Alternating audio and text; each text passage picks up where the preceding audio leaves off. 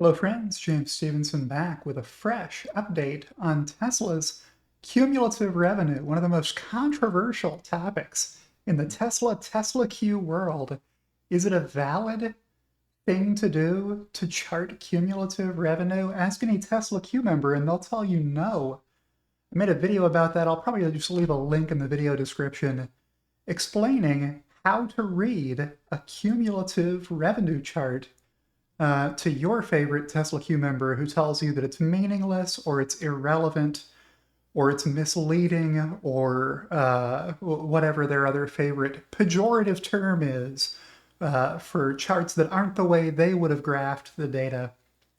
Let's check in with Loki, who is curled up in his bed sleeping, before I share my desktop with you. You can keep an eye on Loki and the Loki's bed cam here while I turn my attention to this chart update. This is with the latest quarter of Tesla's revenue added to the chart. I captioned it simply hashtag Tesla cumulative revenue update.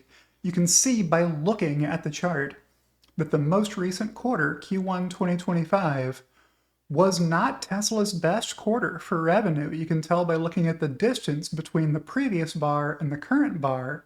That tells you what the most recent quarter's revenue was. It was about 20 billion. Prior quarters have been larger increases from the quarter before because they were more like 25 billion.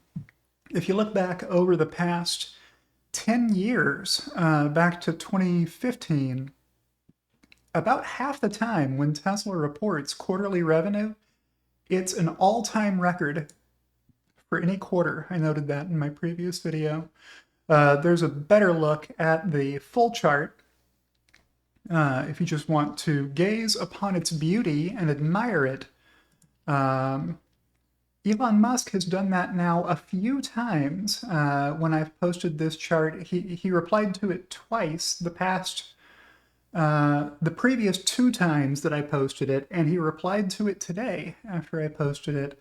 Let me scroll down and show you the context that I provided, anticipating negative feedback from people about how cumulative revenue charts don't tell you anything because no matter who you chart, they'll all look like this.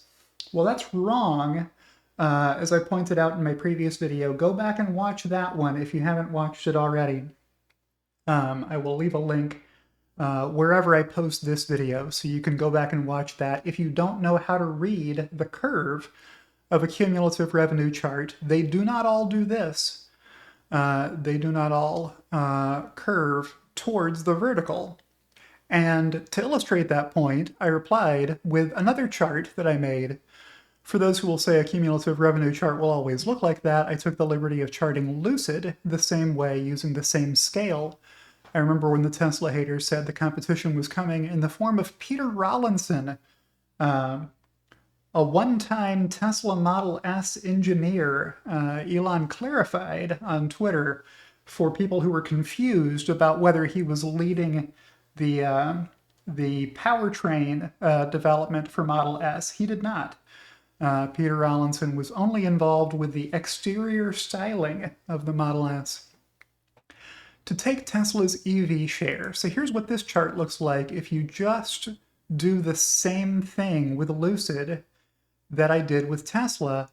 This is what Lucid's lifetime revenue looks like on a $450 billion scale cumulatively. They're still nowhere close to 50 billion cumulative. Like, this number, you can tell, isn't even 10 billion cumulative dollars lifetime for Lucid. So no, not all charts will look like that if you make them cumulative. I remember when the Tesla haters said the competition was coming in the form of Henrik Fisker to take Tesla's EV share. Here's the same chart at the same scale for Fisker.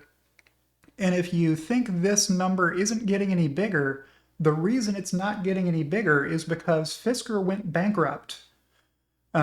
So they don't have any more revenue to add.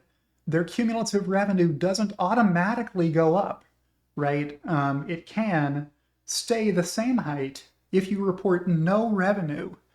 in the most recent several quarters, and Fisker hasn't because they are no longer a going concern. They've gone bankrupt, as all American automakers have, with the exceptions of Ford and Tesla, as Elon Musk is fond of reminding people.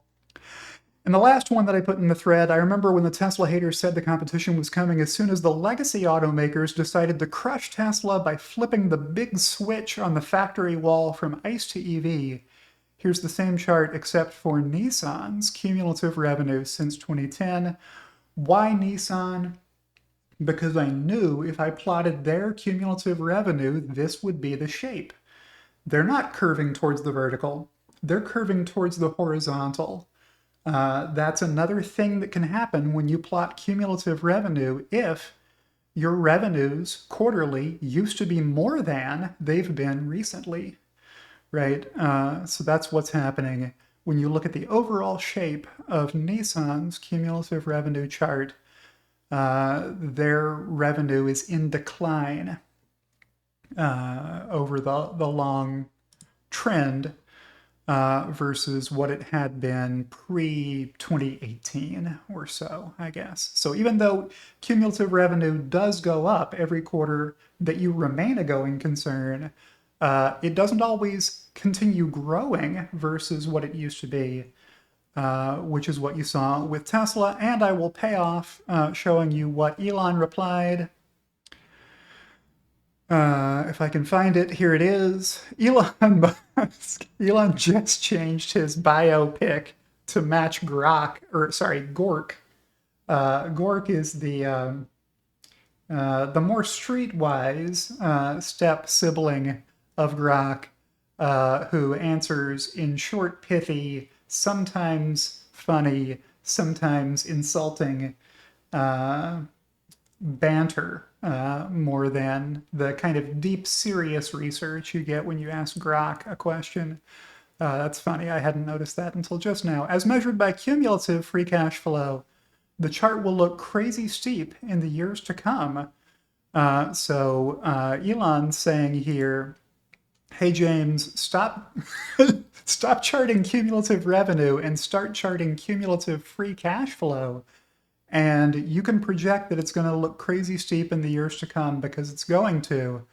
I replied, it already looks pretty good, showing this chart of Tesla's operating cash flow, which is the capital spending and the free cash flow combined. If you don't understand what that is, free cash flow is what's left after subtracting your capital expenditures for the quarter from that quarter's operating cash flows. So by definition, if you stack this and this on top of each other, the height of the combined bar will be the operating cash flows, which, by the way, hard to tell with this overlay on it, was a record. Tesla had nearly $17 billion worth of operating cash flows for the trailing 12 months ended Q1 2025, an all-time record that went unheralded after Tesla reported earnings because the numbers were so bad otherwise. Nobody felt like pointing out places where Tesla had achieved an all-time record high, but this was one of them, operating cash flows. But that's not cumulative, so I went back and made a cumulative one. I said, okay, fine, I made a cumulative one for you, Elon Musk.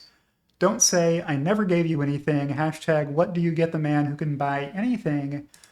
Today, I got him a cumulative free cash flow since 2015 chart. That was the handy data that I had. I didn't have it going back farther than 2015. Surely it would have been negative with small dollar amounts before that.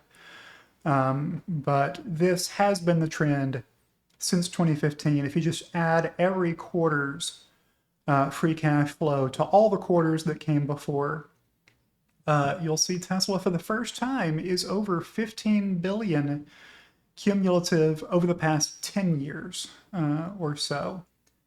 And that's it. That is my video for today. So with that, we will check back in with Loki to see that he is still curled up in his bed. Hi, Loki. How'd I do? Did I do okay, buddy?